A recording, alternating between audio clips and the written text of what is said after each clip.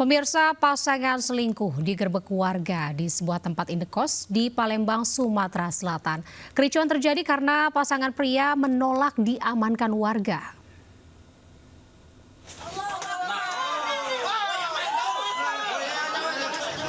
Polisi dibantu warga mendobrak pintu kamar indekos di Ilir Barat 1 Palembang, Sumatera Selatan. Turut di dalam penggerebekan ini seorang wanita yang merupakan istri sah pria yang diduga selingkuh dalam kamar.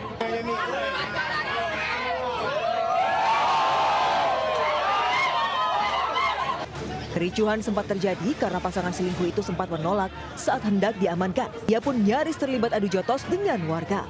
Beruntung ia segera diamankan polisi yang meminta warga tidak main hakim sendiri. Pasangan selingkuh itu kemudian dibawa ke Mapolrestabes Palembang untuk diperiksa. Sebelumnya, polisi menerima laporan seorang istri atas kasus perzinahan atau perselingkuhan yang dilakukan suaminya. Laporan ini merupakan yang ketiga kalinya karena sebelumnya selalu kandas karena tak ada bukti. Dari Palembang, Sumatera Selatan, Guntur Ainus melaporkan. Pemirsa, seorang bocah di kawasan Cengkareng, Jakarta Barat menjadi korban penjamretan ponsel saat asik bermain game di sebuah warung. Pelaku yang ternyata sepasang kekasih terekam jelas kamera pengawas.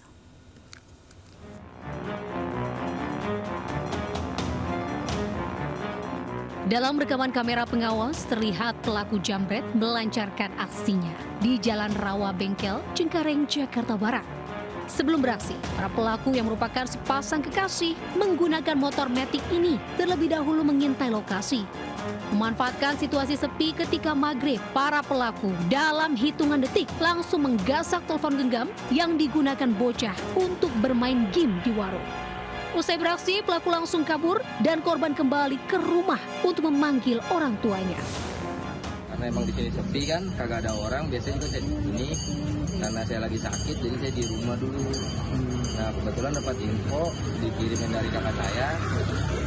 Itu ada si ponakan saya tuh handphonenya hilang gitu, dicuri. Meski belum dilaporkan ke pihak kepolisian, orang tua korban langsung memviralkannya ke sosial media agar pelaku cerah ketika melihat dirinya viral. Di Jakarta, Rizky Falupi melaporkan.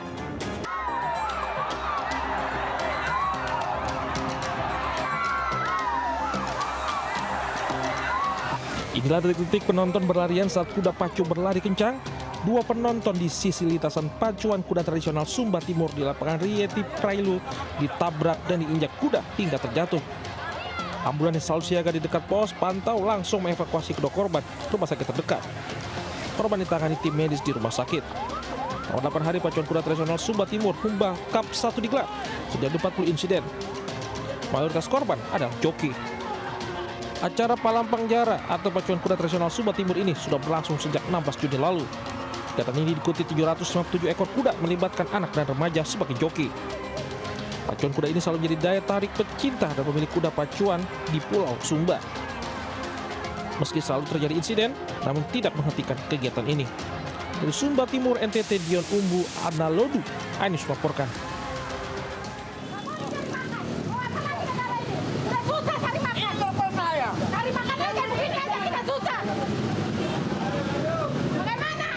Mak-mak pedagang kaki lima mengamuk saat hendak dirazia Satpol Pamong Praja di Jalan Raya Senen, Jakarta Pusat. Ia tak terima terpal yang biasa digunakannya untuk berteduh diangkut paksa petugas. Bersama suaminya ia protes dan memaki petugas. Mereka menuding razia hanya merugikan rakyat kecil. Sang istri yang berada di warung pun ikut melayangkan protes dengan terus memaki petugas. Sementara itu selain pedagang kaki lima, petugas juga merazia pedagang koper hingga pedagang sayur yang menjajakan barang dagangan hingga ke bahu jalan. Razia digelar menyusul kian banyaknya pedagang kaki lima yang menggunakan trotoar. Selain mengganggu keindahan tata kota, keberadaan para pedagang kaki lima juga kerap menimbulkan kemacetan. Dari Jakarta, Rani Sanjaya, Ainus melaporkan. Pemirsa, pendaki asal Brazil yang jatuh sedalam 600 meter di jurang puncak Gunung Rinjani akhirnya berhasil dievakuasi. Jasad korban ditandu menyusuri jalur pendakian Sembalun, Lombok Timur dan langsung dibawa ke Rumah Sakit Bayangkara, Mataram.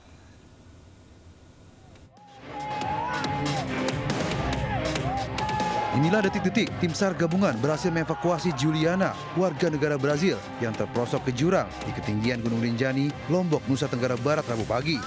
Jasad korban berhasil dievakuasi dengan cara lifting atau ditarik menggunakan tali dari kedalaman 600 meter.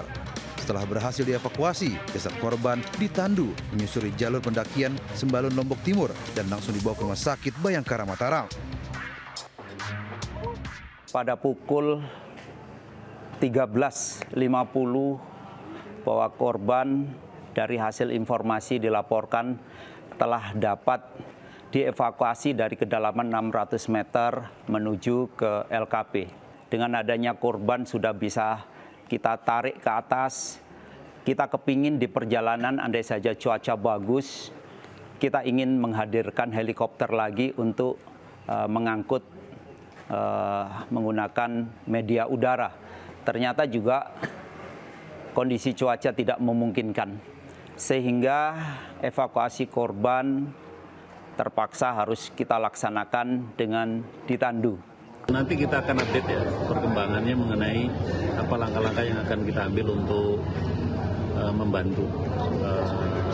Sebetulnya bukan hanya kasus ini yang di Rinjani ya, tapi banyak kasus yang sampai ke Presiden yang oleh tim Bapak Presiden sedang diadvokasi.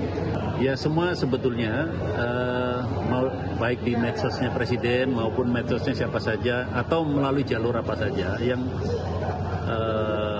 masuk ke Presiden akan diperiksa, akan diteliti, akan diverifikasi dan sebisa mungkin akan diberikan bantuan. Sementara itu, Kementerian Pariwisata juga meminta penguatan standar operasional prosedur atau SOP di seluruh wisata ekstrim di Indonesia. Pemerintah targetkan zero accident di seluruh tempat wisata di Indonesia. Sebelumnya Juliana Marins, 26 tahun, terperosok ketika mendaki Gunung Rinjani.